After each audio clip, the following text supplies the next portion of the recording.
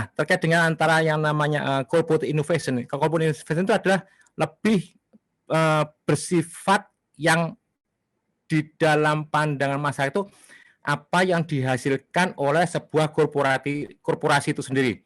Artinya adalah hal-hal apa dalam korporasi tersebut di situ yang dilihat itu untuk menelurkan layanan ataupun produk apa bagi masyarakat dengan sesuatu yang baru.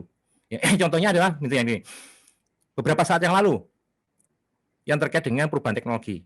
Misalnya saja adalah bagaimana misalnya Telkomsel memiliki suatu produk misalnya yang terkait dengan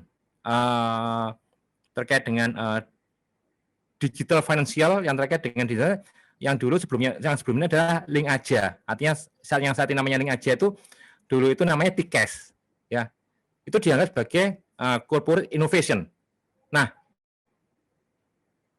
kalau kita melihat lebih ke dalam lagi yang terkait dengan transformasi manajemen itu adalah suatu proses perubahan yang dilakukan untuk menjembatani kondisi existing dengan kondisi yang ke depan itu hal-hal yang perlu dilakukan untuk melakukan perubahan internalnya.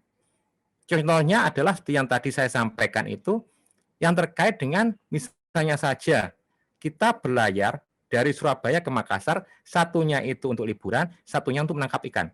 Nah, transformation management terjadi di dalam itu semuanya. Terjadi perubahan bentuk susunan dan segala macamnya. Yang sesuai apa?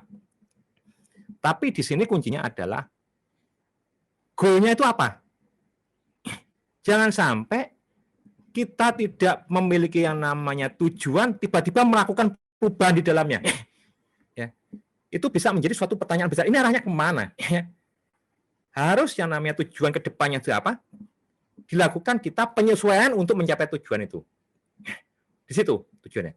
Nah, untuk yang namanya corporate innovation itu adalah misalnya saja yang terkait itu adalah untuk menjawab tantangan dari industri, kebutuhan industri, di mana korporasi tersebut itu harus dapat memiliki suatu layanan yang sesuai dengan perkembangan. Ya, itu adalah corporate innovation.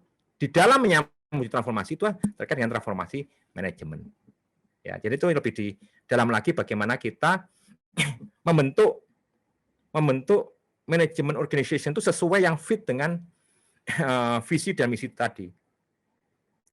Misalnya lebih lean, lebih agile, tidak berdasarkan lebih mengurangi fungsi vertikal akan lebih banyak horizontal, ya.